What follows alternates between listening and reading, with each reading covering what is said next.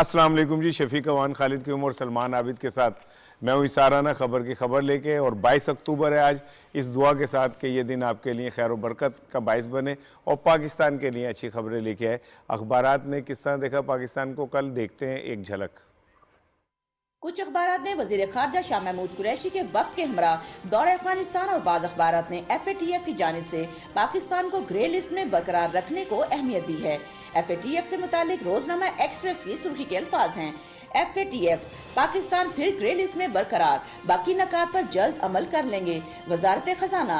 इसी खबर को रोजनामा दुनिया ने तबसराती सुर्खी लगाई है। इसके अल्फाज हैं, तारीफों के बावजूद पाकिस्तान ग्रे लिस्ट में, मजमूई तौर पर 27 में से 26 शराइत पूरी, अक़वाम मुत्तहिदा की फहरिस्त में शामिल, दहशत गर्दों के खिलाफ तहकीकात और अदालती कार्रवाई करना होगी। FATF रोजनामा जंग ने इसी खबर को कुछ इस अंदाज से हाईलाइट किया, FATF पाकिस्तान फरवरी तक ग्रे लिस्ट में रहेगा।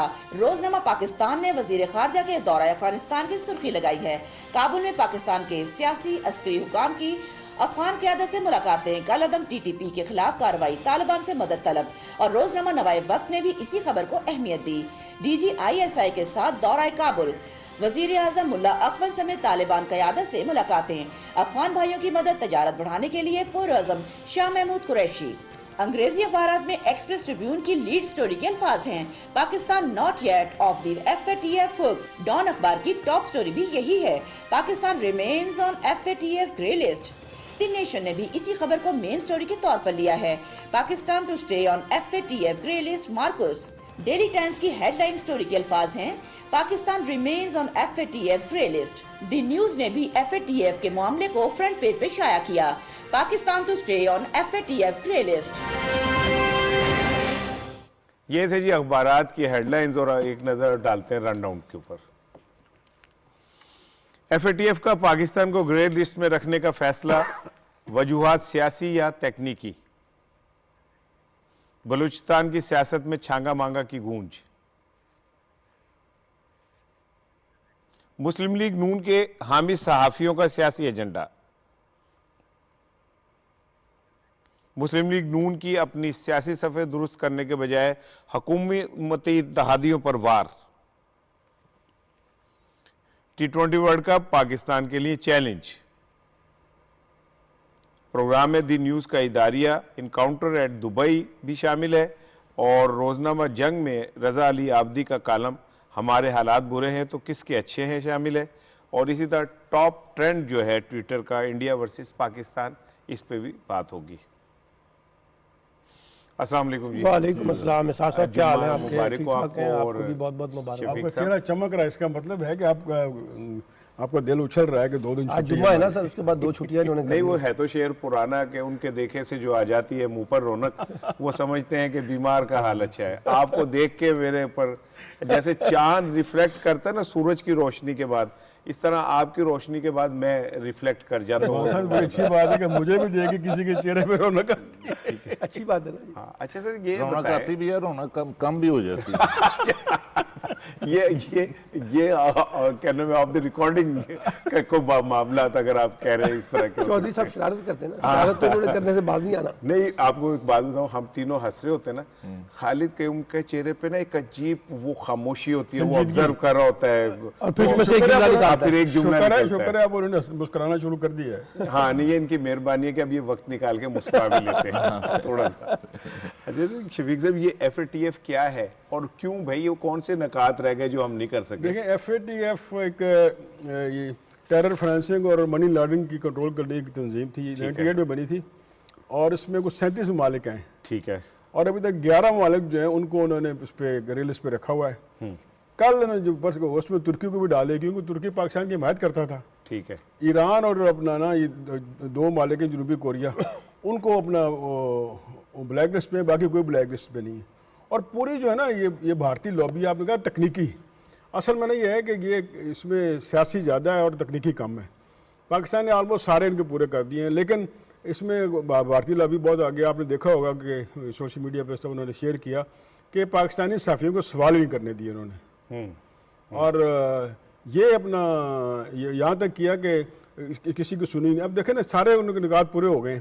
अब जो नहीं हुआ वो कहते हैं, एक तो आप जो जो दहशतगर्द तंजीमें हैं जो उनके बकौल, उनको उनके जो अपना पर्सनल्स हैं, उनके जो अपना दफातर हैं, उनको सीज करें, उनके खिलाफ एक्शन लें। और दूसरा ये है कि प्रोसिक्यूशन इंश्योर करें। अब प्रोसिक्यूशन कौन सा मुल्क इंश्योर कर सकता है? सही है। जो अदालती कार्रवाई वो तो अदालत ने तय करनी है ना, कि भाई किसने क्या किया, क्या सजा देनी, क्या नहीं सजा नहीं देनी। तीसरा उनका ये है कि जो अपना यूएन के आर्टिकल्स हैं उनके मुताबिक जिन पे अपना बैन है या जो उसमें आते हैं, उस तारीफ में आते हैं, उन पे मुकम्मल पाबंदी लगाएं।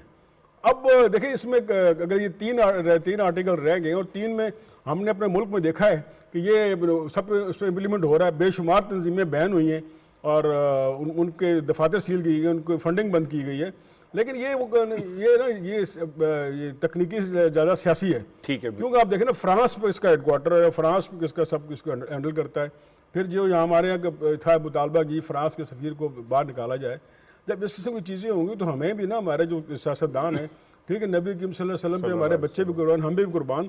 लेकिन ये है कि हमें दुनिया में रहे ये भी देखना है कि हम जो मुतालबा कर रहे हैं वो क्या है। ठीक है। तो पाकिस्तान ने तो अपने तौर पर सारे स्टेप ले लिए हैं। ठीक है। अब ये जो तीन मैंने बातें गिनवाई, इसमें देखें प्रोसिक्यूशन को हम वो कंट्रोल नहीं कर सकती गवर्नमेंट। बिल्कुल ठीक है, वो तो अदालत ने करनी है, बाकी तो सारा उस पर कर रहे हैं। बिल्कुल ठीक और है। इसको बिल्कुल सही है कि तकनीकी ज़्यादा है और सियासी ज़्यादा और तकनीकी कम है।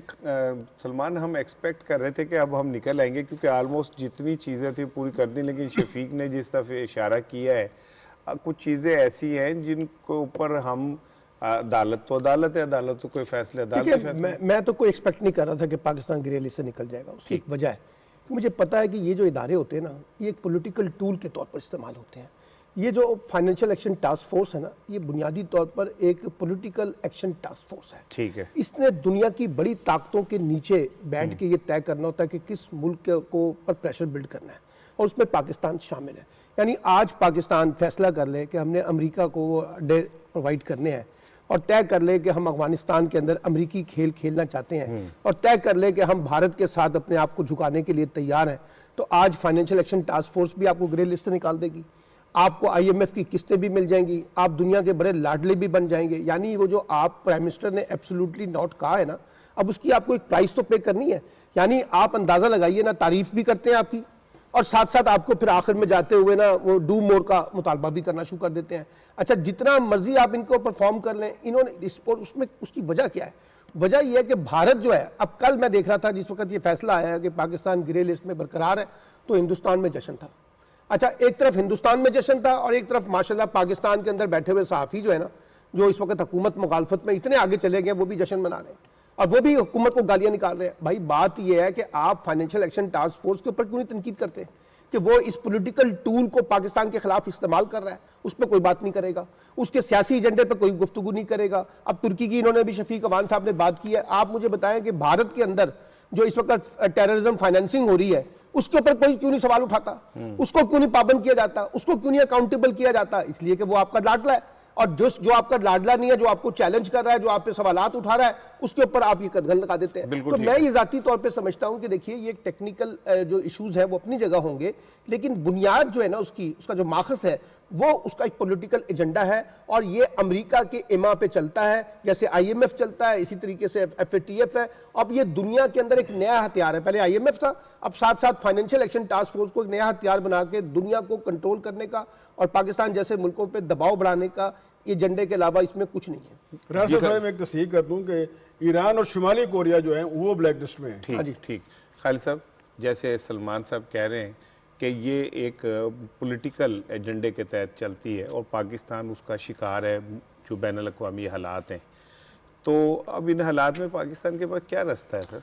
देखिए, इसमें जो है उसी तरह का रोल अमेरिका का बन चुका है जिस तरह का IMF के अंदर अमेरिका का रोल है, कि वहाँ पर भी जो है पाकिस्तान के मुज़ाकरात चल रहे हैं, लेकिन अमेरिका अपना जो इंटरेस्ट है और इस खित्ते के अंदर इंटरेस्ट है, और दूसरा अपना जो पॉलिटिकल एजेंडा है उसको जो है अब वो दबाव के ज़रिए उसको नाफिज करवाना चाहता है।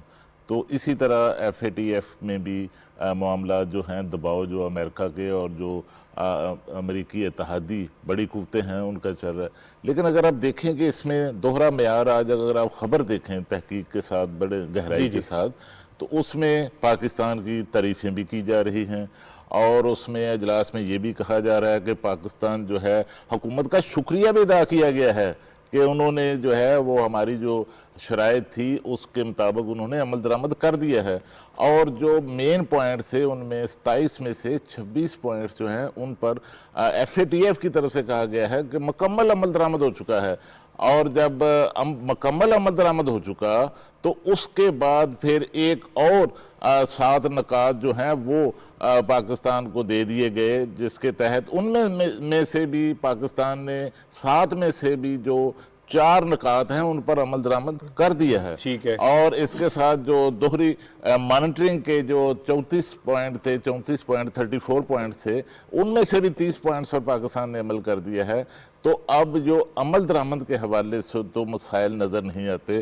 चंद रोज़ पहले आपने एक बयान देखा होगा जो हमारे वज़ीर कानून है फ़रोग नसीम, उनकी तरफ से वाज़े तौर पर यह कहा गया कि हमने तो तमाम शराइत पर FATF की शराइत पर अमल दरामद कर दिया है और अब बाल जो है वो FATF के कोर्ट में है। अच्छा। और दूसरा भारत का प्रोपोगंडा जो है और भारत की जो पाकिस्तान के खिलाफ कार्रवाइयाँ हैं वो सिर्फ उसी तरह जारी हैं जिस तरह GSP+ में स्टेटस रुकवाने के लिए भारत ने अपना भरपूर किरदार अदा किया, लाभें की गई, लेकिन इसके बावजूद पाकिस्तान का वो जो GSP+ स्टेटस है वो 2023 तक बरकरार है। अच्छा, इसी तरह इस प्लेटफॉर्म पर भी भारत की तरफ से जो है वो पूरा जोर लगाया जा रहा था कि पाकिस्तान ग्रे लिस्ट से खात्मा ना हो बल्कि ब्लैक लिस्ट में शामिल हो जाए। अच्छा साहब ये बताइए, जो मैंने बात की थी आपके साथ कि ये जो पाकिस्तान के अंदर लोग जो हैं जब लोग ट्वीट करते हैं खास तौर पे वो ये समझते हैं कि हर जो खराबी है ना उसका जिम्मेदार पाकिस्तान है। ये जो एटीट्यूड है, यानी अब FATF से अगर हम बाहर नहीं निकले तो उसका कसूरवार भी पाकिस्तान है, यानी वो लोग नहीं है जो बाहर की ताकतें हमें दबाव में लाना चाहती हैं। इसका क्या इलाज है? हमारे अंदर जो बैठे हुए लोग हैं वो लगता है ऐसे जैसे पाकिस्तान से ज्यादा वो तो उनके एजेंडे के ऊपर काम कर रहे होते हैं। अच्छा सलमान भाई देखें, क्या कहते हैं, आज के अगर हम अखबारात उठा लेना उनकी वर्डिंग से ही उनके एजेंडेस का आपको अंदाजा हो जाता है। हर अखबार के वर्डिंग से आपको समझ आ जाती है कि क्या है। एक तो ये कि FATF ने हमें ग्रे लिस्ट में रखा, हमारे अखबारात ने अक्सर ने उसे लीड लगाया। हम क्यों लीड लगा रहे हैं? ठीक है, अगर हमारी एक जगह इंसल्ट की जा रही है तो हम उसे इतना बढ़ा चढ़ा के क्यों दिखा रहे हैं? मैं एक अखबार का एडिटर हूँ, मैंने तो उसे 3 कॉलम खबर लगाई क्योंकि मैं ये समझता हूँ कि ये बात हमें पहले पता चल गई थी कि ये इस तरह ही होना है। ठीक है, अमरीकी कांग्रेस में जब सलमान भाई पेश किया गया था ना हमारे खिलाफ एक करारदाद, अभी जो रेजोल्यूशन किया था और जिसमें कहा गया था कि ये तहकीकात की जाए कि पाकिस्तान ने तालिबान की मदद की या नहीं की।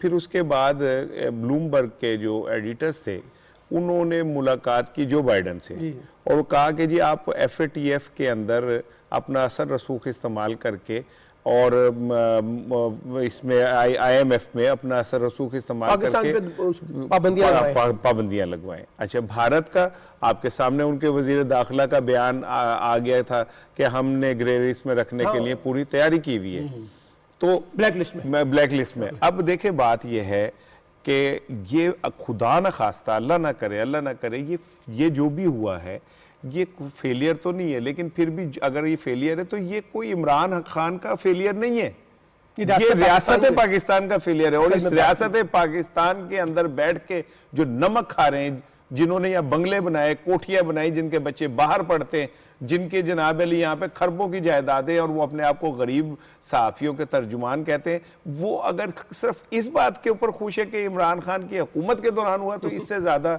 अफसोसनाक और तकलीफ दे बात कोई नहीं हो सकती कि आप इस बात के ऊपर तालियां बजाएं। ये पाकिस्तान का नुकसान हुआ यार, यानी वो उनके तजादात नुमाया करने की बजाय हमें उल्टा कोस रहे हैं। बिल्कुल। अच्छा, आबिद सुलेरी साहब माहिर मुआशियात हैं, उन्होंने हमें ज्वाइन किया है, मैंने कहा जरा उनसे इस हवाले से आप पूछें, वो बड़े एक्सपर्ट है इस हवाले से। आबिद साहब अस्सलाम वालेकुम, ये बताइएगा कि अभी हम यहाँ सारे बात कर रहे हैं ग्रे लिस्ट के हवाले से कि तो ये एक सियासी फैसला और प्री डिटरमिनेट किस्म का ये फैसला है, आप सर क्या किस नजर से देखते हैं इसे? मेरा ख्याल है इंडिया के अलावा इसमें जो अफगान सिचुएशन है उसका भी अमल दखल है। इंडिया तो हमेशा से था और इंडिया की सारी मुखालफत के बावजूद पाकिस्तान जो है वो प्रोग्रेस कर रहा था और कर रहा है बल्कि, लेकिन इस दफा अगर आप याद करें, ब्लूमबर्ग का एडिटोरियल है 17 सितंबर का, जिसमें कि ब्लूमबर्ग के एडिटर ने प्रेसिडेंट बाइडेन को पाकिस्तान के किरदार पे उंगलियां उठाते हुए 2 मशवरे दिए। एक ये दिया कि जी उस वक्त तक फाटक की ग्रे लिस्ट से पाकिस्तान को ना निकलने दिया जाए जब तक ये साबित ना हो जाए कि पाकिस्तान ने तालिबान की कोई मदद नहीं की। और दूसरा, उन्होंने IMF के बारे में कहा कि जो बाइडेन ये इंश्योर करे कि IMF अपनी तमाम शराइत पाकिस्तान से मनवाए। तो इसके तनाज़ुर में अगर देखें तो जो इस वक्त IMF में टफ मुज़ाकरात चल रहे हैं या जो इस वक्त फाटक की सिचुएशन है, तो उसमें इस खत्ते की बदलती हुई सूरत हाल, उसके अमल दखल से आप इनकार नहीं कर सकते कि वो भी यकीनन जो आज का फैसला है इंडिया को तो हमेशा से रहता ही है। अच्छा सर, अगर ये बात है तो फिर IMF से जो हमारे मुज़ाकरात हैं उसके डिले की वजह भी फिर अमेरिका ही है? जाहिर है, इसीलिए जो नेगोशिएशन जो है वो इतने तवील हो गए, वगरना शायद ये इतने तवील ना होते, कोई ना कोई रिलैक्सेशन मिल जाती, कोई लीनियंसी मिल जाती। लेकिन इस वक्त जाहिर है कि अगर अमेरिका आपकी साइड पे नहीं है, और जो कि क्लियरली नहीं है अमेरिकन गवर्नमेंट को, या उसमें देखें जो कांग्रेस में हमारे खिलाफ रेजोल्यूशन जिस तरीके से आई, तो उसमें अमेरिका जो है वो IMF को कभी भी आपको वेवर नहीं देना चाहिएगा। और अमेरिका के तकरीबन 16% शेयर हैं IMF की। बहुत शुक्रिया आप सुलैर साहब हमसे बात करने का। अब अगले उस पर चलते हैं। और 34 सरकार ने जनाब पनाह ली हुई है स्पीकर हाउस में। शफीक अवान ने पिछली दफ़ा भी जब मैंने बात की थी तो इसने कहा जी मैं भी वहाँ पे मौजूद छांगा मांगा में पंजाब के छांगा मांगा, हाँ पंजाब के छांगा मांगा नहीं पंजाब शफीक साहब सुना है पंजाब के छांगा मांगा में बड़ा महफिलें भी होती थी, बड़ा शोर शराबा भी होता था, और जमहूरियत सुना है और रात को अच्छी तरह मतलब अपने अबोताब से चमकती थी। वो बड़ा एक तारीख बाब है हमारी जो पंजाब की सियासत का, गो कि उसमें मैं याशी लफ्ज़ छोटा यूज़ कर रहा हूँ। कुछ बातें हैं कि हम नेशनल टीवी बातें नहीं कर सकते, और वहाँ मेंबरान को उनको साथ रखने के लिए उन्हें क्या क्या नहीं किया दिया गया, क्या क्या पैसे दिए गए उनके। वहीं पे अपना एक्साइज का एक सेक्रेटरी आए हुए थे उस वक्त के, और वहीं पे ना, अच्छा ये सियासतदान जो है ना ये अपने बच्चों को एक्सरसाइज में लाजमी ये भर्ती कराते हैं। खालिक यूसुफ से इस पर बताएंगे कि वो क्यों कराते हैं। तो 3 सेक्रेटरी वक्त थे और वहीं पे ना ऑर्डर जारी होता है जी इनको भर्ती कर दो, कुछ फेडरल में हो रहे हैं। यानी इतनी उनकी चांदी थी कि जिसको उन्होंने कहा वो भर्ती उन्होंने कर दिया, लेकिन उन्हें उस दायरे से बाहर जाने की इजाज़त नहीं थी। उसको पूरा अपना कॉर्डन किया हुआ था, साथ ही उसके ना अपना पुलिस खड़ी थी कि वो बाहर ना जाए। आने था लेकिन जाने वाला कोई नहीं था। अब यही वहाँ पे अफसोसनाक है कि इसको हम उनको अपने बंदे रखने पड़ रहे हैं स्पीकर हाउस में। अब देखिए स्पीकर इससे पार्टी बन गए, बलूचिस्तान का जो इशू है ना उसमें स्पीकर पार्टी बन गए, उन्होंने लीडर ऑफ द हाउस भी चेंज कर दिया है। और जब स्पीकर अपना पार्टी होगा तो फिर हालात जो हैं वो जो हुकूमत के लिए वो ठीक नहीं रहते। बिल्कुल ठीक गो के अपना कमाल साहब कह रहे हैं कि ऑल इज़ वेल, लेकिन हमें लग रहा है कि ऑल इज़ वेल। मतलब ये जो वो तो खैर वोटिंग बता देगी जब 25 को ये होगा, लेकिन ये है कि ये 35 अरकान को आप उनको आज़ादी से रख नहीं सकते, तो ये क्या है? ये क्या है? बिल्कुल इस बारे में ना सोचना चाहिए कमाल साहब को भी और बुलदी साहब को भी कि भाई ये जग सही का ना बने, कि डेमोक्रेटिक प्रोसेस है, आइनी प्रोसेस है, उसको उस तरह अपना प्ले करें, जग सही का बहस ना बने। खालिद साहब आप चूँकि बतौर रिपोर्टर ये सारी चीज़ें देखते रहे, शफीक अवान भी एक लाहौर का रिपोर्टिंग में एक नाम है, और आप भी माशाल्लाह नाम है आपको, तो फैंटी शर्टियाँ भी पड़ी हुई हैं जो मेरे पास इतला है कि आप प्रोफेशनल लाइफ में आपको टफ हालात देखने पड़े। ये जो छांगा मांगा वाला इशू था, और सुना जाता है कि जैसे शफीक ने बताया कि पूरे छांगा मांगा के इर्द गिर्द एक हसार बना दिया गया था कि चिड़ी भी पर ना मार सके। तो इसमें आपने रिपोर्टिंग भी की थी, वहाँ क्या हालात थे जरा बचा रहा हूँ। राणा साहब, एक तो ये है कि पहले तो ये वाजे करना भी ज़रूरी है कि हम छांगा मांगा का नाम ले रहे हैं, लेकिन इसकी बुनियाद किसने रखी? नवाज शरीफ। ये छांगा मांगा जो था, जो सियासत के अंदर जो कल्चर था, इसकी बुनियाद नवाज शरीफ साहब ने रखी थी, और फिर आगे चलकर जो है दूसरी पार्टियों ने भी इसको फॉलो किया। ख़ास तौर पर आप ये नहीं हुआ कि जब वो छांगा मांगा में वो जो है अब चीफ मिनिस्टर बनना चाहते थे, तो उसके लिए जो है वो अरकान असम्बली को वहाँ रखा गया, ले जाया गया, उनकी खिदमत वाज़े की गई। इसके बाद जब बेनज़ीर भुट्टो साहबा के ख़िलाफ़ 89 में नो कॉन्फिडेंस अदम इतमाद की तहरीक पेश हुई, तो उसमें भी जो है ये छांगा मांगा ऑपरेशन जो है इसका स्टाइल इस्तेमाल किया गया, और 3 जो पीपल्स पार्टी के अरकान कौमी असम्बली थे उनको मरी में रखा गया, और उनमें से जिस दिन अदम इतमाद की कार्रवाई हो रही थी तो एक MNA थे, उनका नाम था खुर्शीद आलम चीमा। ये सियालकोट से डस्का से पीपल्स पार्टी के MNA थे, तो ये चौधरी परवेज इलाही के रिश्तेदार भी थे, करीबी अजीज भी थे। तो ये जो हैं वो उस दिन जब अदम इत्माद के रोज़ वोट डालना था, तो ये रोते हुए अपनी सीट से वहाँ से उठकर पीपल्स पार्टी की सीटों पर आकर बैठ गए और वोट पीपल्स पार्टी को उन्होंने दिया। तो इस तरह ये जो ऑपरेशन था ये भी एक्सपोज हुआ।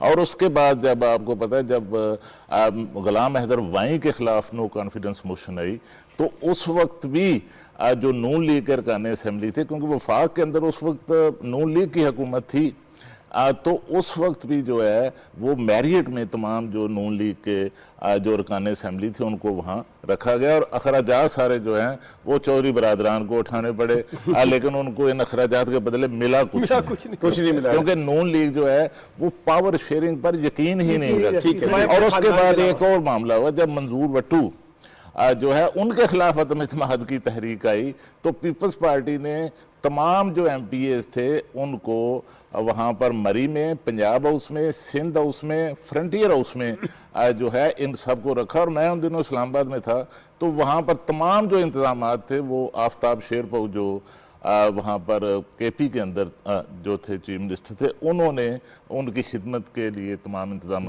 वहाँ पर किए। तो ये जो कल्चर है हॉर्स ट्रेडिंग का, ये जो कल्चर है छांगा मांगा ऑपरेशन का, इसको पाकिस्तान की सियासत में अब ख़त्म होना चाहिए। बिल्कुल ठीक है। बलूचिस्तान के अंदर वज़ीर आला के जो एक इत्तेहादी असगर अचकज़ई साहब, वो वहाँ के रुकन असम्बली भी हैं, वो हमारे साथ मौजूद हैं। मैं इनका ज़रा से पूछूँ, सर अस्सलाम वालेकुम, ये बताइएगा कि जो अरकान हैं 34 अरकान कहा जा रहा है स्पीकर हाउस के अंदर हैं, तो इतना खौफ किस बात का है जनाब? सबसे पहले तो सर आपको इस बात की तस्दीक करनी चाहिए, बगैर तस्दीक के एक उनका कहना है और फिर आपके सवाल का इस तर्ज में सवाल करना जैसे आप खुद 34 के 34 को देख चुके हो और आप उस देखने के सबूत की बुनियाद पे सवाल करते हो। ये तो कल इन्होंने असेंबली फ्लोर पे कहा कि हमारे 5 बंदे मिसिंग है, फिर उन्हीं में से एक आके खुद स्टेज पे फ्लोर पे उन्होंने बात की कि मैं मिसिंग नहीं हूँ, मैं थोड़ा लेट हुआ हूँ, मैं हाजिर हूँ। फिर उसके बाद जिन 2-3 हमारे बहनों की वो बात करे, उनके ट्वीट्स आ गए, उनके घर से राब्ते हुए हैं और वो आपस में एक साथ ही अपने फैमिलीज के साथ ही, तो हम कैसे कह सकते हैं कि उनके 34 की 34 इस वक्त मैसूर है स्पीकर हाउस। अच्छा सर, ये बताइएगा कि PDM जो है, पहले तो वो इल्ज़ाम लगाते रही आप लोगों पे कि आप लोग जो हैं वो हुकूमत से मिल गए और सेनेट इलेक्शन में आपने ऐसे किया वैसे किया, आज वो आपकी सफ़ों में दरार डाल रही है, तो ये क्या आपको और दोनों को नज़र नहीं आ रहा आपको कि ये PDM इसका फ़ायदा उठा रही है? ये तो बलूचिस्तान अवामी पार्टी का मसला है, ये तो PDM का मसला नहीं है कि PDM के लोग बलूचिस्तान अवामी पार्टी के अंदरूनी मामलात व मुश्किलात पे इस हद तक दखल अंदाजी करते हैं कि उनमें से किसी को अपने समझते हैं और किसी को मिसिंग समझते हैं और किसी को जो है गैर जमहूरी लोग समझते हैं। ये तो PDM का मसला नहीं है। मुझे तो सबसे पहले इस बात पे हैरत होती है कि PDM कहाँ से बलूचिस्तान अवामी पार्टी का एक लिहाज से वो बन गया है कि मालिक बन चुका है कि उसके मुतालिक वो फैसले भी करते हैं, उसके मुतालिक वो सवालात भी उठाते हैं, उसके मुतालिक वो जवाबात भी देते हैं, और अभी तो यहाँ तक बात करते हैं कि वो PDM जो है वो बलूचिस्तान अवामी पार्टी का महफिज बन के बैठा है। बहुत शुक्रिया असगर अचकज़ई साहब। अच्छा सलमान भाई, ये मुस्लिम लीग नून के जो साफ़ी हैं हामी, हर बात को पोलिटिसाइज करते हैं, आपको थोड़ा सा रोशनी डालें कि ये जो इस तरह के सहाफ़ी होते हैं जो मखसूस ग्रुप्स के अंदर और पॉकेट्स के अंदर बैठे होते हैं, इनको कोई इशू पे ऊपर से हिदायत होती है, ये अपने तौर पे चूंकि सारों को बता दिया गया होता है कि आपका ये एजेंडा आपने इस तरह करना है? देखिए सर, एक तो ये है कि जो सहाफत है ना, उसके ऊपर सियासत जो है ना वो गालिब हो गई है। बिल्कुल, यानी सहाफत हम कम कर रहे हैं और सियासत ज्यादा कर रहे हैं, एक बात। दूसरी बात है, इसमें कोई चीज लाशऊरी नहीं हो रही, सब शऊरी अंदाज में काम हो रहा है और इस एक खास एजेंडे के तहत हो रहा है। इनकी पॉलिटिकल जिसे कहते हैं ना अजाइम है, पॉलिटिकल एजेंडा है। अच्छा, इनको बाकायदा डिक्टेट किया जाता है और फिर उसकी मॉनिटरिंग की जाती है, फिर पूछा जाता है कि आपको ये कहा था, आपने क्यों नहीं कहा, आपने ये क्यों नहीं लिखा। यानी ये 3.5 साल तक सहाफ़ी जो है, ये जो इस वक्त हुकूमत के बिल्कुल आप मुखालफत में खड़े हैं, ये हुकूमत से ज़्यादा मुखालफत जो है ना इमरान खान की शख्सियत की मुखालफत को ज़्यादा हो रही है, एक बात। और दूसरी ये कि 3.5 साल से वो एक ही काम कर रहे हैं, सालाना किसी तरीके से हुकूमत और फौज के दरमियान टकराव पैदा कर दिया जाए और हुकूमत गिराने के हर अजाइम, जैसे मैंने अभी आपको कहा ना, FATF का कसूर भी इमरान खान का है, IMF का कसूर भी इमरान खान का है। 30 साल तक जिनकी हुकूमतें रही, उन्होंने कौन सा में IMF से बाहर निकाल लिया, उन्होंने FATF से में क्या बाहर निकाला। यानी हर चीज का मलबा जो है ना वो आप इमरान खान पे डाल दें और ये कह दें कि जी फौज जो है इमरान खान से नाराज है, आज वो उसको निकालना चाहती है, तो ये टकराव पैदा करना चाहते हैं। अच्छा, फिर उसके बाद ये कहते हैं कि अब गई हुकूमत, अब गई। अभी ये देखिए ना, DGISI के मामले में इन्होंने किस किस्म की मुहिम जोई की है, इनके ट्वीट उठा के देखें जरा, और किस अंदाज से ये चीजों को उजागर कर रहे हैं कि जनाब इस वक्त जो है फौज ने इमरान खान को बाहर निकालने का फैसला कर लिया। तो मैं ये समझता हूं कि हमारे ये जो सहाफ़ी हैं, इनको ये सोचना चाहिए कि वो अगर सहाफत के साथ खड़े हैं तो कुछ सहाफत भी कर लें। हाँ, हर बिल्कुल वक्त सियासत तो नहीं करनी और ठीक एक खास पॉलिटिकल पार्टी के एजेंडे को लेकर। यानी कल तक इनमें से बेशतर सहाफ़ी जो है ना, वो नवाज शरीफ साहब को इस मुल्क के लिए खतरा करार देते थे। नवाज शरीफ को कहते थे इसने करप्शन को प्रमोट किया, छांगा मांगा की जैसे इन्होंने कहा, उसके वो बानी है। आज उनको नवाज शरीफ के अंदर से जमहूरियत भी नजर आ रही है, इनकलाब भी नजर आ रहा है, हुक्मरानी भी नजर आ रही है, कानून की हुक्मरानी। यानी इस हद तक आगे चले गए और जो कुछ वो कर रही है उसके ऊपर वो कोई गुफ्तगू नहीं बिल्कुल ठीक है, बिल्कुल ठीक कह रहे हैं शफीक साहब। आप नहीं समझते कि सहाफ़ी को सिर्फ सहाफ़त करनी चाहिए? देखिए, शुरू में जब आए थे ना तो हमें ये सबक दिया गया था हुसैन नकी साहब हमारे उस्ताद से, उन्होंने हमें सबक दिया था कि भाई आपने न्यूट्रल रहना है। ज़ाती पसंद आपकी हो सकती है, मेरी हो सकती है, सबकी हो सकती है, लेकिन आपने जब कलम उठाना है या टाइपराइटर, उस वक्त टाइपराइटर होता था या कंप्यूटर बैठा, तो फिर आपने अपने बायसेस, अपनी पसंद नापसंद निकाल देनी, साइड पे कर देनी। लेकिन अब आप देखें टीवी से 7 से 12 हम देखते हैं कि जो हमारे बाद साफ़ी हैं वो खुल्लम खुल्ला, चले एक तनकीद होती है, तनकीद के कोई पैराए होते हैं, कोई उसकी सपोर्ट होती है, वो डायरेक्ट यही करते हैं कि भाई ये तस्दीक की जाए, इमरान खान की तस्दीक की जाए, हुकूमत वक्त की तस्दीक की जाए। लेकिन दूसरी तरफ जो अपना उनका मुस्लिम लीग नून है वो जो है उसको बिल्कुल पारसा साबित करते हैं। बिल्कुल और इसमें वो बिल्कुल उन्हें शर्म नहीं आती कि भाई ये लोग जो देख रहे हैं, अब लोगों को भी अंदाजा हो गया, पब्लिक को भी अंदाजा हो गया कि ये किस एजेंडे पे खेल रहे हैं। और इसमें 10-12 लोग हैं और ये देखें ये फ्री नहीं कर रहे हैं, जैसे उन्होंने कहा ये पैसे का खेल है, यानी आपसे मुझसे कोई कर सकता है का कोई मसला आप जब मुझसे कोई पूछ सकता है कि भाई आप ये क्यों कर रहे हैं, बिल्कुल तो वही पूछता है जिसने अपना ज़मीर बेचा हो। राणा साहब, आप 30 साल से सहाफत में हैं और अब भी एक एडिटर के तौर पर आप एक अखबार में काम कर रहे हैं, तो इस तरह जिस तरह ये आर्टिकल लिखा गया है BBC में, इस तरह की ज़बान कभी आपने देखी है किसी देखें, मैं आपको बात बताऊं, पहले तो मैं थोड़ा सा ह्यूमन वैल्यूज़ के ऊपर एक बात करना चाह रहा हूं। देखिए, जब हम ये कहते हैं कि ख़वातीन की इज़्ज़त करनी चाहिए, तो इसका मतलब ये नहीं होता कि सिर्फ उन ख़वातीन की करनी चाहिए जो हमारी हैं और दूसरों की नहीं है। एक खातून ने जो लिखा और उसके बाद सोशल मीडिया पे उसके ऊपर बात हुई, आप जब किसी के घर पत्थर फेंकेंगे तो आप ये कैसे तवक्को कर सकते हैं कि आज जवाबी पत्थर नहीं आएगा। और दूसरी चीज़ ये कि आप ज़रा इस का मैकेनिज़्म समझें कि एक खातून सहाफ़ी बुरे अल्फाज इस्तेमाल करती है किसी खातून के लिए, जब उसका जवाब आता है तो इतनी बड़ी बड़ी हेडलाइंस और मीडिया पे चलता है कि जी उसको हरास किया। क्या किया जा रहा है भाई हरास? अगर आपकी बात का जवाब आपको दिया जा रहा है तो इसमें हरासमेंट कहाँ है? नंबर 1। नंबर 2 ये कि ये सोशल मीडिया पे कंपेन चली है, तो सोशल मीडिया के ऊपर तो किसी का कोई कंट्रोल है? सोशल मीडिया पे आप किसी के हवाले से कम करते हैं या सोशल मीडिया के ऊपर आप जो हैं कम लोगों पे इल्ज़ामात लगाते हैं? सो मैं ये समझता हूँ कि अगर आप इज़्ज़त का मेयार ये रखते हैं ना कि हमारे खवातीन की इज्जत है, तो आपको ये समझना पड़ेगा कि दूसरी खवातीन की भी इज्जत है। और सियासत में खवातीन को घसीटने का रवाज नवाज शरीफ ने शुरू किया जब उन्होंने मोहतरमा बेनज़ीर भुट्टो की किरदार कुशी की, नुसरत भुट्टो साहिबा की किरदार कुशी की, और उस किरदार कुशी के जवाब में वो खवातीन, मैं बेनज़ीर को एक ग्रेट लीडर तस्लीम करता हूँ, ठीक है, और नीचे वाले जो गंद घोल रहे हैं मुझे उससे कोई ताल्लुक नहीं। सो मैं ये समझता हूँ कि खवातीन की इज्जत अगर आप अपनी चाहते हैं कि कहो, तो आप दूसरों की खवातीन की भी इज्जत करें। एक ब्रेक ले लें, ब्रेक के बाद फिर हम आते हैं और अगली बात करते हैं। एक छोटा सा ब्रेक लेते हैं जी, ब्रेक के बाद आते हैं।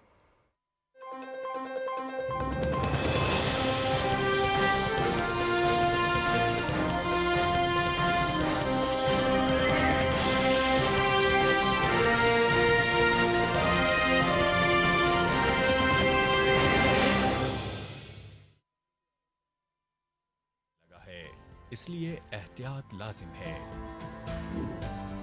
डेंगू की अलामात में तेज बुखार, जिल्द पर खारिश, जिस्म पर सुर्ख धब्बों का नमूदार होना, आंखों, सर और जोड़ों में दर्द महसूस होना, उबकाइयां और कै डेंगू बुखार की अलामात हैं। अगर किसी शख्स में अलामात पाई जाएं, तो फौरन डॉक्टर से रुजू किया जाए। डेंगू से बचाव। डेंगू बुखार से बचाव के लिए शहरी एहतियाती तदाबीर करते हुए घरों में मच्छरदानी के अलावा मच्छरमार स्प्रे और लोशन का इस्तेमाल करें, जबकि इर्द गिर्द के माहौल को साफ रखें, पानी को खुली जगह पर जमा ना होने दें। डेंगू से बचाओ, एहतियात अपनाओ।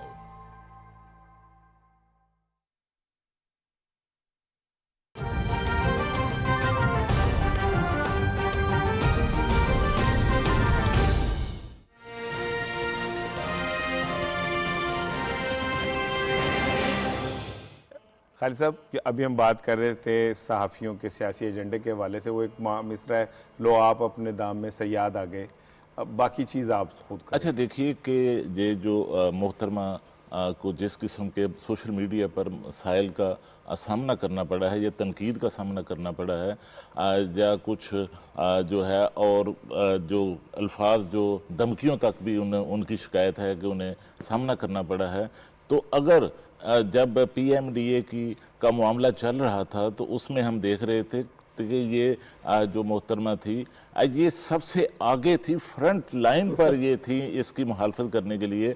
तो अगर अब कोई रेगुलेशंस होते, कोई कवानीन होते और कोई रूल्स होते, तो शायद उन्हें भी इस तरह के सोशल मीडिया पर मसाइल का सामना ना करना पड़ता। दूसरा रास्ता मैं आपको बताऊं कि जो कुछ मोहतरमा ने लिखा है, ना ये खबर है, ना ये कॉलम है, ना ये कोई तजिया है, और ये बदकिस्मती ये है कि हमारे कुछ एंकर्स हजरात जिनकी उनके अपने प्रोग्रामों में तसलसल के साथ कोई रेटिंग नहीं आ रही, तो फिर वो आजकल मैं देख रहा हूँ कि वो सोशल मीडिया का सहारा लेते हैं और वहाँ पर कुछ ऐसी ऐसी बातें कर जाते हैं जिससे वो तोक़ो करते हैं कि शायद हमें बहुत रेटिंग आएगी। और सहाफ़ी का काम ये नहीं, सहाफ़ी का काम है खबर देना, और अगर उस पर कॉलम लिखना है तो फिर कॉलम जो है उस खबर को बुनियाद रखकर जो है उसको डिस्कस करना है और फिर उसका कंक्लूजन निकाल कर उसका वे फॉरवर्ड देना होता है। ये सहाफ़ी का काम नहीं कि आप किसी को खुश करने के लिए किसी के एजेंडे पर अमल करते हुए आप जो है इस तरह की चीज़ें करें और किसी के अकायद को बुनियाद बनाकर आप जो है वो दूसरों को खुश करने की कोशिश करें। और इसमें मैं आपको बताऊं कि ये सारी बातें जो उन्होंने लिखी हैं, ये तो सोशल मीडिया पर पहले से भी चल रही थी, चलाई जा रही थी, उसी जो मीडिया ब्रिगेड है उनकी तरफ से। और उसके बाद जो मरियम नवाज साहिबा थी, अब वो खुद भी इस्लामाबाद हाई कोर्ट के बाहर ये सारी बातें कर चुकी, ये तो उनका फॉलो अप था जो मोहतरमा मरियम नवाज साहिबा ने। एक बात मैं करना चाहूँगा, तो इसमें मैं समझता हूँ कि BBC की साख जो है वो भी मुतासर हुई है। BBC के बोर्ड को भी, एडिटोरियल बोर्ड को भी ये छापने से पहले, इसको चलाने से पहले देखना चाहिए था, रिव्यू करना चाहिए, क्योंकि BBC की एक साख थी। आप जानते हैं कि 77 की मूवमेंट में मार्क टेली का नाम आपने सुना होगा, जो पाकिस्तान और इंडिया दोनों ममालिक में था, और लोग थड़ों पर बैठकर मार्क टेली की खबर का इंतजार करते थे। ये BBC की साख थी। ठीक है, ठीक है, बिल्कुल ठीक कह रहे हैं। और ये मैं इस बात से बिल्कुल मुत्तफिक हूँ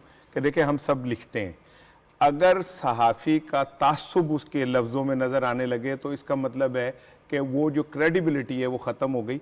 आप तजिया करें, आप तनकीद करें, आप वो हुकूमत की बुराइयां निकालें, आप उनकी गलतियों को इंडिकेट करें, लेकिन अगर आप बिरोधा बैठ जाके और इस तरह की बातें करेंगे, जातियात में जाएंगे, तो ये कोई सहाफत नहीं है, ये तो आपके अंदर का बुग़्ज़ है जो सामने आता है। लेकिन इसका हल है किरण साहब, अगर आप अपना बुग़्ज़ निकालने चाहते हैं और किसी को खुश करना चाहते हैं तो फिर उनके प्लेटफॉर्म पर चले जाएं, उनकी पार्टी के तकरीबात है वहां चले जाएं, उनके जलसों में चले जाएं, वहां जाकर तकरीरें करें। बिल्कुल बिल्कुल ठीक है। हमारे कुछ दोस्त जो हैं, जो हमारे बड़े अच्छे एंकर हैं, अब मैं नाम नहीं लेना चाहता, फितना, हाँ मैं नाम ले लेता हूँ, क्या हो गया? नहीं, मैं और भी कुछ जो वहां जाके लोगों के जलसों में जाके उनकी शमूलियत का ऐलान कर चुके हैं कि जी हम वो शामिल हो गए।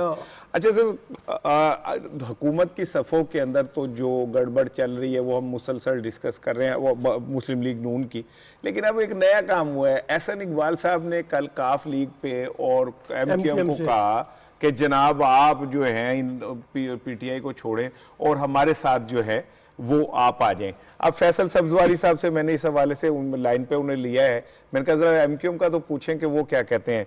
फैसल साहब अस्सलाम वालेकुम, आपने भी एहसन इकबाल साहब का सुना होगा जो वो मशवरे दे रहे हैं, तो MQM का क्या मौक़िफ़ है जी इस हवाले से? हम बात ये है कि मुल्क इस वक्त जिन मसाइल में है, एक हमारे पड़ोस में एक जंग का खात्मा हुआ है लेकिन वहाँ मसाइल बढ़ गए हैं, जिसकी वजह से हमारे दाखिली मसाइल भी हैं, साथ ही साथ मईशत का मसला है, आलमी तौर पर भी महंगाई का जिन बेकाबू है और बदकिस्मती के साथ दाखिली सतह के ऊपर भी, मुल्की सतह के ऊपर भी मईशत के मसाइल हैं। हमारी ख्वाहिश ये है कि इस वक्त हुकूमत और अपोजिशन तमाम की तमाम जमातें बैठें और एक कसीरुल कौमी एजेंडा, हम एक चार्टर ऑफ इकोनॉमी की जानिब बढ़ें, एक दूसरे के साथ बैठकर बात करें। ये आम आदमी की परेशानी है। मेरे ख्याल में आम आदमी को इस बात से गर्व है इस वक्त कि उसकी असेंबलियां, उसके सियासतदान और उसके हुक्मरान उसके लिए कितना सोच रहे हैं, बजाय इसके कि हम महज सियासत करें। ठीक है। अच्छा सर, ये बताइए कि PDM ने ऐलान किया है एहतजाजी मुजाहरों का, तो आप समझते हैं कि ये इस वक्त की ज़रूरत है?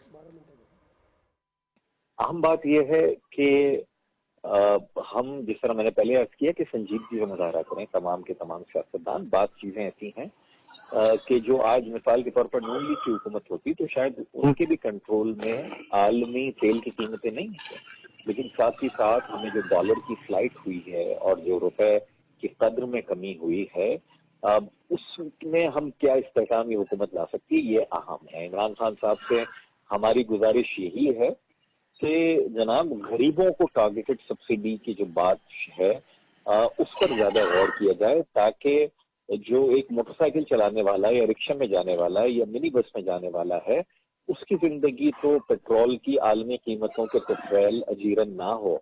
बड़ी कारें चलाने वाले शायद कुछ अरसा बर्दाश्त कर लेंगे ये कीमतें, लेकिन गरीब आदमी को रिलीफ देने के लिए निहायत जंगी बुनियादों के ऊपर हंगामी इक़दाम की जरूरत है। बहुत शुक्रिया फैसल सब्जवारी साहब, बात कर रहे थे हमसे। शफीक साहब, एहसन इकबाल साहब अपनी सफ़ें तो संभाल नहीं पा रहे, अगले अदे होर चक्कर रीच पै रहे ने, तो आप नहीं समझते कि ये एक फ्रस्ट्रेशन है जो अब नून लीग में नज़र आ रही है कि हम तो कुछ नहीं कर सके, बाकी हमारे साथ आ जाए? पंजाबी का एक मुहावरा है, पल्ले नहीं तेला दे कर दी मेला मेला। पहले अपने अंदर तो देख लें, शीन और नून को इकट्ठा कर लें। मौलाना आपको तो PDM को उसका डी किधर जा रहा है, किधर जा रहा है, किधर जा रहा है, पहले अपनी सफर दुरुस्त कर लें, अपने इत्तेहाद को। मेरी तो इतलात ये है कि इत्तेहाद भी टूटने वाला है। PDM के DPM वो DPM बन रहा है, उसको मौलाना साहब के शदीद तहफ़्फ़ुज़ात हैं कि जो अपने वो कहते हैं जो नवाज शरीफ ग्रुप या शीन कह रही है, और जो शहबाज शरीफ ग्रुप है वो लड़ा जाता है और नून जो लड़ा जाती है, वो मौलाना साहब के उन्होंने ये प्रोटेस्ट किया है नवाज शरीफ को कि आप अपनी पार्टी को यकसू करें कि जो आपका एजेंडा है, जो आप कहते हैं, जो PDM को उस पर आएँ, क्योंकि इससे कहते हैं, इससे मियाँ साहब कहते हैं, मियाँ साहब ने कहा नहीं लगा रहने दो, और मौलाना साहब ने कहा लगा ना रहने दो। इससे जो पब्लिक परसेप्शन जाता है उसमें हमारा गलत जाता है कि हम आपस में इकट्ठे नहीं है। बिल्कुल ठीक, इसको अंडू करें और इसको एक नुक्ते पर लाएं। लेकिन शहबाज शरीफ जो है वो आप कल भी जिक्र किया था हमने, उनकी मुलाकातों का जिक्र था, तो इस पे वो परेशान है। मेरा ख्याल है एहसन इकबाल साहब को अपने PDM को अपना बचाना चाहिए। वो DPM या ADM क्या बन जाएगा, और फिर अपनी पार्टी में सबसे पहले तान लेके और फिर जो हुकूमती इत्तेहादियों की तरफ जाएं, इसका मतलब है कि आपके पल्ले कुछ नहीं है। बिल्कुल, इसलिए आप पंजाबी के ना दूसरे छापे हथ पा रहे हैं। बिल्कुल सलमान भाई, जो लोग पीपल्स पार्टी को और एएनपी को अपने साथ नहीं संभाल सके, वो आज किस मुंह से दूसरी जमातों को कह रहे हैं जी छोड़ो और आ जाए? अगर आप मुस्लिम लीग नून की सियासी तारीख देखें ना, इत्तेहादी सियासत को लीड करने में हमेशा ये नाकाम रहे, और जब भी इत्तेहादी सियासत की उसमें नाकामी हुई, उसमें दरार पड़ी, उसमें टूट फूट हुई, उसके जिम्मेदार पीएमएलएन है। क्योंकि ये कोलिशंस को, जैसे इन्होंने कहा ना कि वो कि अपने जात के अलावा किसी को और को मानते नहीं है, इसी तरह वो कोलिशन में सिर्फ अपनी बालादस्ती चाहते हैं। इसी वजह से एएनपी की नाराजगी हुई, इसी वजह से पीपल्स पार्टी की नाराजगी हुई। एक तो प्रॉब्लम ये आ रहा है। दूसरी बात मैं आपको एक बात बताता हूँ, इस वक्त एहसन इकबाल साहब बहुत तनकीद करते हैं ना पीएमएलएन के ऊपर, पीटीआई के ऊपर। आपको याद होगा जब शुरू में पीटीआई की हुकूमत आई थी तो इन्होंने कहा कि हमने आईएमएफ के पास नहीं जाना। उस वक्त ये सारी अपोजिशन कहती थी नहीं, आईएमएफ के पास जाना चाहिए है। उस वक्त कहते थे हाल ही यही है। इमरान खान साहब क्या कर रहे हैं? अच्छा, अब आईएमएफ के हवाले से हुकूमत पे तनकीद कर रहे हैं। भाई आपकी हुकूमतें रही है ना, आपने क्यों नहीं एक निजाम वज़ा कर लिया इस आईएमएफ के खिलाफ? उन्हीं की वजह से अच्छा जा रहे हैं ना। तो मैं कह रहा हूं, इसलिए ये तजादात के साथ है। अच्छा, अब जा कहां रहे? मुस्लिम लीग काफ के पास। अभी जरा केसटे निकाले ना रिकॉर्डिंग, एहसन इकबाल की गुफ्तगू सुनाए मुस्लिम लीग काफ के बारे में। 2 दिन पहले उन्होंने कहा है कि जनाब पीटीआई का अगले इलेक्शन में हाल वो होगा जो 2008 में मुस्लिम लीग काफ का हुआ था। यानी एक तरफ मुस्लिम लीग काफ के बारे में क्या गुफ्तगू हो रही है, एमक्यूएम के बारे में क्या कहा था कि आज के बाद जो जमात उसके साथ इत्तेहाद करेगी लंदन में बैठ के, हम उसके साथ सियासत नहीं करेंगे। मैं ये कह रहा हूं, ये सारा का सारा तजादात पे मबनी एजेंडा जो है, माशाल्लाह पीएमएलएन के पास इतना भरा हुआ है कि वो अपने तजादात से अगर बाहर निकल आए तो शायद यही बहुत बड़ी बात होगी। खालिद साहब, आप समझते हैं कि एमक्यूएम ने तो जो अभी हमने सुना है, उन्होंने तो इस बात को सीरियस ही नहीं लिया, और हम उनको कामिल अली आगा साहब को मिला रहे थे, उनका अनफॉर्चुनेटली नंबर बन जा रहा है। आप समझते हैं कि ये दोनों जमातें एहसन इकबाल जैसे लेवल की बात को इम्पोर्टेंस देंगी? लेकिन देखिए राणा साहब, एहसन इकबाल बिल्कुल अपना जो नून लीग का एजेंडा है उसके मुताबिक बात कर रहे हैं। और अगर आप इस हवाले से मैं एक माजी की बात आपको बताऊं कि जो काम नून लीग ने ना करना हो उसके लिए फिर वो ऐसी ऐसी शराइत दे देते हैं, ऐसी ऐसी डिमांड दे देते हैं जो अब पूरी नहीं हो सकती। तो माजी में हमने देखा कि जब पीपल्स पार्टी की हुकूमत थी तो जनूबी पंजाब जो सूबा था वो आलमोस्ट बनने के करीब पहुंच चुका था, और वहाँ पर जो सेनेट के अंदर है 2/3 अक्सरियत से करारदाद भी पास हो चुकी थी। और पंजाब असेंबली में क्या किया इन्होंने जनूबी पंजाब सूबा चूँकि बनाना नहीं चाहते थे, उसके खिलाफ थे, तो नून लीग ने एक नया शोशा छोड़ दिया कि जनूबी पंजाब सूबा के साथ एक बहावलपुर सूबा जो है अब वो भी बनाया जाए, उसको भी सूबे का दर्जा दिया जाए। तो इसका मतलब ये था कि ये मामला सिरे ना चढ़ सके, और वही हुआ, फिर वो जनूबी पंजाब सूबा ना बन सका। इस वक्त भी नून लीग जो है वो नए इंतखाबात की तरफ जाना चाहती है। वो किसी के साथ अगर इन हाउस चेंज आती है तो उसमें फिर नून लीग को पीपल्स पार्टी के साथ, एएनपी के साथ और काफ लीग के साथ, दूसरी जमातों के साथ पावर शेयरिंग करना पड़ेगी। लेकिन नून लीग जो है वो कभी भी पावर शेयरिंग जो है, नून लीग पावर शेयरिंग पर यकीन ही नहीं रखती। वो चाहते हैं कि जब भी पावर आए मुकम्मल तौर पर जो है वो हमारे पास आए, हम किसी और को शेयर नहीं करना चाहते। बिल्कुल ठीक है। अच्छा, मैं एक छोटा सा सवाल आपसे भी करना चाहता हूँ। ये जो पीडीएम के कॉन्टेक्स्ट में हम सारी गुफ्तगू कर रहे हैं, ये निकालना क्या चाहते हैं? जीरो में से आप जीरो निकालेंगे तो क्या रहेगा? जीरो। अब बात यह है कि पीडीएम अपनी जो मौत है ना, वो अपनी मौत मर चुका है, सिर्फ उसको दफनाने की देर है, लेकिन वो दफना नहीं रहा, ताफुन फैल रहा है। और उसका नतीजा क्या हो रहा है कि ताफुन फैल रहा है। हम पाकिस्तान की सियासत में ये यकीन रखते हैं कि तगड़ी अपोजिशन मुल्क के लिए सबसे बेहतर होती है, लेकिन अनफॉर्चुनेटली जो ये मौजूदा अपोजिशन है, ये इश्यूज के ऊपर सियासत करने के बजाय अबू के पैसे बचाने में, उनके मुकदमात बचाने में, उनकी खाल बचाने में, उनकी चोरी और डकैतियों को जस्टिफाई करने के अंदर लगी हुई है। अच्छा सर, अब मैं चाह रहा था, प्रोग्राम का वक्त खत्म हो रहा है, 2 बड़ी इंपॉर्टेंट चीज़ें थी। रोजनामा जंग में रजा अली आबिदी साहब का कॉलम छपा है सलमान साहब, वो ये कहते हैं जो हम बात कर रहे हैं कि हस्ब इख्तिलाफ का काम ही सियासी मातम करना है, और पाकिस्तान के हालात दुनिया के हालात से मुआवजा नहीं करना चाहिए। हमारे अपने हालात हैं, दुनिया के अपने, लेकिन हम ज़्यादा इफ़ेक्ट हुए हैं इस सारे हालात में, और पूरी दुनिया माशी बहरान की लपेट में, तो पाकिस्तान क्यों नहीं होगा? रजा अली आबिदी साहब लंदन में बैठते हैं, रहते हैं, वो ये लिख रहे हैं कि ज़रा लंदन के माशी हालात देखें, वहाँ गैस की कीमतें, पेट्रोल की कीमतें, ज़रूरी अशिया की जो चीज़ें हैं, उन्होंने कहा कि पूरे लंदन के अंदर एक बुरहान आया हुआ है इस वक्त अपनी माशी कॉन्टेक्स्ट में, और दुनिया में पूरी मईशत जो है वो बिगड़ी हुई है, और दुनिया के अंदर ये सवालात उठ रहे हैं कि जो माशी बुरहान आया है इससे निपटा कैसे जाए। तो उन्होंने कहा कि आप किस आइसोलेशन में बैठ के पाकिस्तान को डिस्कस कर रहे हैं? क्या पाकिस्तान दुनिया से कोई अलग मुल्क है? अगर दुनिया की इकॉनमी पे ये सारे मसाइल आ सकते हैं तो पाकिस्तान की इकॉनमी तो ज्यादा सफर करेगी। तो इस तरफ उन्होंने निशानदेही की है कि हर वक्त पाकिस्तान के अंदर बैठ के मातम करने की बजाय जरा दुनिया के हालात का जायजा ले कि दुनिया कैसे ऑपरेट हो रही है, उसी में पाकिस्तान ने ऑपरेट करना है। बिल्कुल ठीक। प्रोग्राम का वक्त खत्म हो रहा है, तो टॉप ट्रेंड था पाकिस्तान वर्सेस इंडिया एक बरसगीर में और पूरी दुनिया में भी सबसे बड़ा जो मैच इस टाइम तस्वुर किया जा रहा है वो पाकिस्तान और भारत का मैच है। इसके ऊपर दी न्यूज का इदारिया भी है, इनकाउंटर एट दुबई, और उन्होंने ये कहा कि सबसे बड़ा सियासी दंगल है और क्रिकेट के लिए बड़ा चैलेंज है। लेकिन पाकिस्तान ने अभी साउथ अफ्रीका के खिलाफ जो मैच आ रहा है उस पे के बाद बड़े सवाल उठे। तो हमारे साथ लेजेंडली क्रिकेटर, अपने वक्त के बेहतरीन ओपनर और खूबसूरत खिलाड़ी जो थे मोहसिन हसन खान साहब हमारे साथ मौजूद है। मैं जरा उनसे पूछा जाए कि सर क्या सूरत हाल है। मोहसिन भाई अस्सलाम वालेकुम, ये बताइएगा कि ग्रीन शर्ट्स जनूबी अफ्रीका से हार गया और पाकिस्तान भारत के मैच के ऊपर भी बड़ा जोर है, तो आप क्या समझते हैं कि पाकिस्तान को क्या करना चाहिए उसके लिए? देखिए, सबसे पहले तो मैं एक बात बहुत जरूरी कहता हूँ और अभी भी कह रहा हूँ कि हम वर्ल्ड कप जीतने गए हैं, हम कोई एक मैच के लिए नहीं गए। अगर जो कोई ये बात करता है, मैं कुछ सुनता हूँ कुछ लोगों की बातें कि हम कोई करेंगे तो करेंगे, अब इंग्लैंड से भी बदला लेंगे, अब न्यूजीलैंड से भी लेंगे और इंडिया से, ये बचकाना बातें छोड़ें। हम गए हैं वर्ल्ड कप जीतने। सामने इंडिया हो, ऑस्ट्रेलिया हो, इंग्लैंड हो, श्रीलंका, जो टीम हो, हमें हर टीम को जीतना है। हमारे टारगेट वर्ल्ड कप है। अगर या तो फिर एक काम करें, अगर आप पहला मैच हम जीत जाते हैं तो उसके बाद घर वापस आ जाए, क्या जरूरत आगे खेलने की, हारने या जीतने के। तो मैं अपने पाकिस्तानियों को दिलो जान से कहता हूँ, मुझे पता है सबकी फीलिंग, सबकी दुआएं पाकिस्तान टीम के साथ होती हैं, खासतौर पर जब मैच हो इंडिया से। लेकिन ये चीज प्लीज अपने जहन में रखिए कि हम वर्ल्ड कप जीतने के लिए गए हैं। हमें इंशाल्लाह ये दुआ करना चाहिए कि हम सारे मैचेस जीते इसके समय, प्लस हम वर्ल्ड कप जीत के आए। जी ठीक है। जब ये बताइए मोहसिन भाई, पाकिस्तान साउथ अफ्रीका के खिलाफ आखिरी 3 ओवरों में 47 रन दिए, आखिरी ओवर में 19 के करीब रन चाहिए थे और वो करा दिए, है तो अलार्मिंग बात।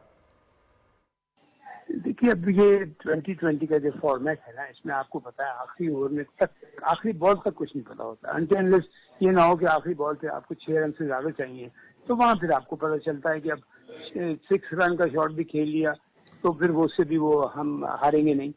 लेकिन ये आखिरी ओवर में रन हो जाना किसी बॉलर की भी हो सकता है, बैड लक होती है किसी दिन, या उसकी लाइन लेंथ थोड़ी सी वो नहीं है। कि यहाँ गाइडेंस चाहिए होती है कैप्टन की और कोचेस की, कि आप उसको बताएं कि मुश्किल वक्त में आपको क्या करना है, कौन सी आपने ट्रिक्स यूज। बिकॉज 2020 एक गेम है, इसमें बॉलिंग में भी ट्रिक्स हैं बहुत। आपको स्लोअर वन कर दिया आपने, एक फास्टर वन कर दिया, एक आपने तेज बाउंसर कर दिया, एक स्लो बाउंसर कर दिया, एक यॉर्कर कर दिया।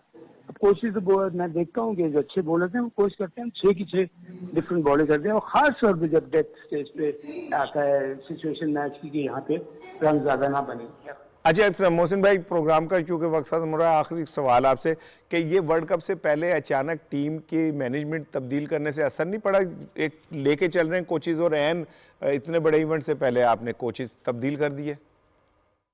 मुझे हैरानी हुई थी कि 3 साल के बाद एक कोचेस के हाथ में टीम थी और उसके बाद आखिर उन्होंने वर्ल्ड कप से 1 महीने पहले या 6 महीने पहले रिजाइन कर दिया कि हम फैमिलीज को बहुत मिस कर रहे हैं। लेकिन ये क्या मजाक बनाया क्रिकेट का आपने, कि आपने 3 साल टीम को दिया, आप उसमें कोई रिजल्ट नहीं थे आपके।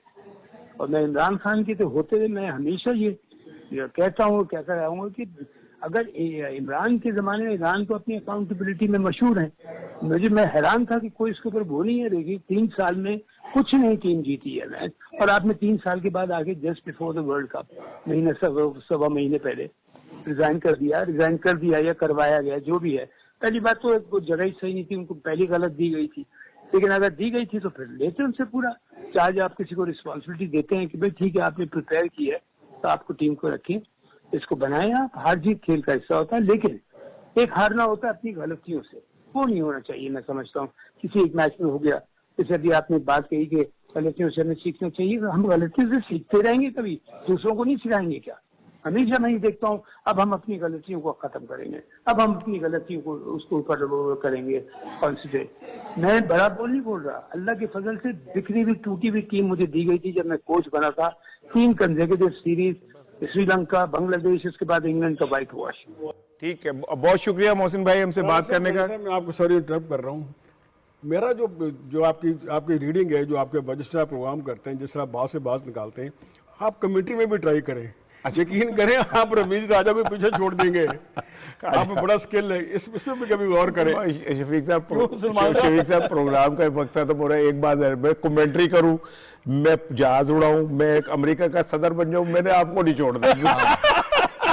कुछ भी हो जाए, चाहे कुछ हो जाए, मैंने आपका साथ नहीं छोड़ना, मैंने ये प्रोग्राम नहीं छोड़ना, क्योंकि सुबह ये 3 आपने इनका पीछा नहीं छोड़ना, इन्होंने आपका पीछा नहीं छोड़ना। हम दोनों एक दूसरे के लिए कंबल हैं।